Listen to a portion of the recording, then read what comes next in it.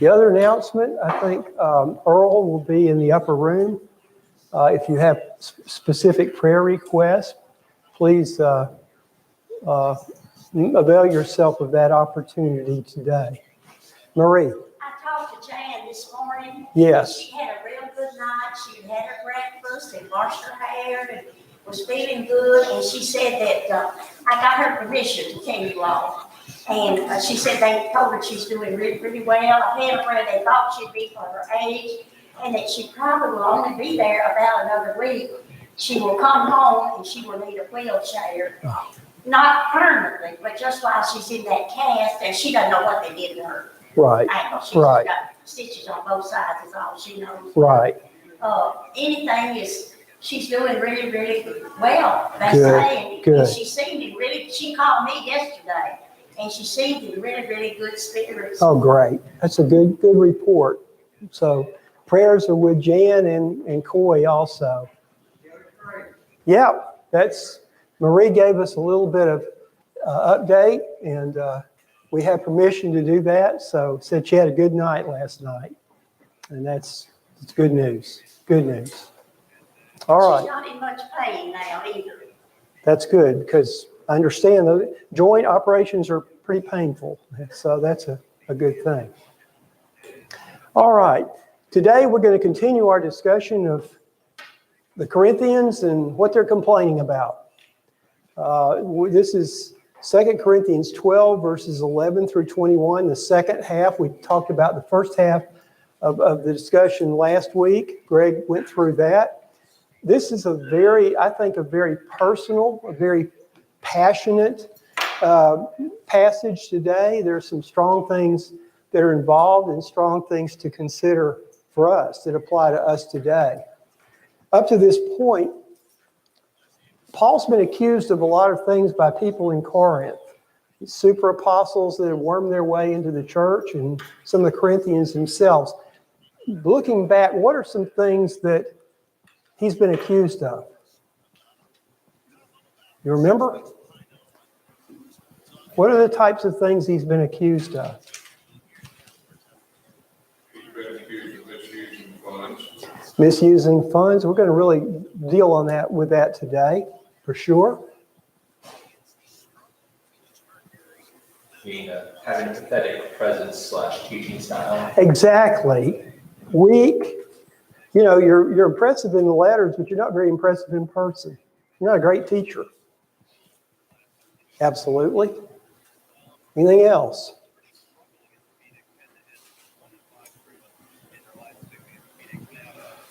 Okay, we will cover, I think, some more this morning. We'll look at that. To build a little context for today's lesson, what I'd like to do is go back and just read the first 10 verses of 2 Corinthians chapter 12, verses 1 through 10. Would somebody volunteer to do that? Read for us those first 10 verses of chapter 12. Go ahead. Thank you, Brent. It is doubtless not profitable for me to boast. I will come to visions and revelations of the Lord. I know a man in Christ who 14 years ago, whether in the body I do not know, or whether out of the body I do not know, God knows. Such a one was caught up to the third heaven. And I know such a man, whether in the body or out of the body I do not know, God knows, how he was caught up into paradise and heard inexpressible words which it is not lawful for a man to utter. Of such a one I will boast, yet of myself I will not boast, except in my infirmities. For though I might desire to boast, I will not be a fool, for I will speak the truth. But I refrain, lest anyone should think of me above what he sees me to be or hears from me. And lest I should be exalted above measure by the abundance of the revelations, a thorn in the flesh was given to me, a messenger of Satan to buffet me, lest I be exalted above measure. Concerning this thing, I pleaded with the Lord 3 times that it might depart from me. And he said to me, my grace is sufficient for you, for my strength is made perfect in weakness. Therefore, most gladly I will rather boast in my infirmities, that the power of Christ may rest upon me. Therefore I take pleasure in infirmities, in reproaches, in needs, in persecutions, in distresses for Christ's sake. For when I am weak, then I am strong. Thank you, Brent. So what is the technique Paul is using here to answer his critics in Corinth? What's his technique? What is he resorting to do? What is he resorting to do? What word just keeps popping out from that passage we just read? There's one word that just repeats over and over and over and over again. Boast. Sure, he's boasting. He's continuing here his boastful speech. His opponents here thought that ecstasy and visions and miraculous works were real proof of a true apostle with the Holy Spirit. Paul, as we'll talk about today, had those gifts himself, but he really felt that those gifts were pretty worthless unless they edified the church. And he said that, I have on myself no grounds for boasting because these gifts come from the Lord and not from myself. And he appeals to his weakness and his sufferings as his power. From this passage, in the passages we've studied before, I think you get the idea that he enjoys boasting. Does he like it? No, he really doesn't enjoy this at all. I think, again, he just prefers to admit his own weakness, and he's saying, I'm relying on God's grace. That's what I'm about. He's got a real distaste for boasting, but I think he's got to present his resume again to the Corinthians. His opponents have sort of forced him into this bad situation. I already mentioned that visions and revelations are evidently very important to the Corinthians. They put a lot of stock in those kinds of things. Just a little side view here. Any difference between vision and revelation? Is there any difference there? What's a revelation? Well, I don't know about the difference, but here, whatever Paul experienced was not for public proclamation, right? He had a legitimate experience with the Lord, but evidently it was intimate and not meant to be shared. Exactly. Something was revealed to Paul that was not, as Brent says, to be shared with everyone else. So that sort of, to me, fell into the area of more revelation, but there's a vision component. Visions also, they sort of morph together, the two ideas. Compare this experience to perhaps John's experience in the book of Revelation. There's a lot to me of similarities there. John was transported somewhere else.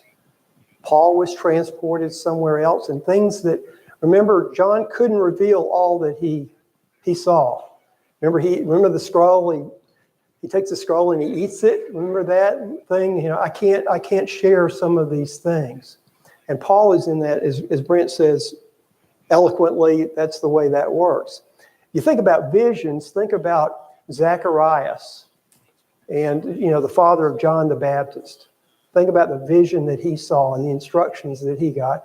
That's more your vision. There's a revelation piece of that, but there's also, he has a vision there. Paul had this third heaven, as we talked about last week, third heaven experience. And I like, by the way, Ryan's discussion of what that was, to the Jews, particularly how they interpreted that.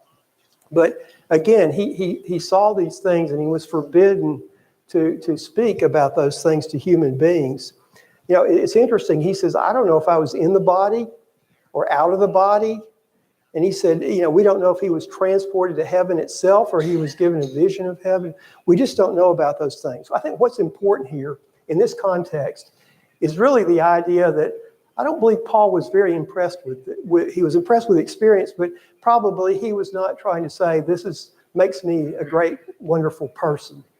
There were a lot of Greek mystics and a lot of Jewish mystics at the time that did, had these talked about their out-of-body experiences and their visions.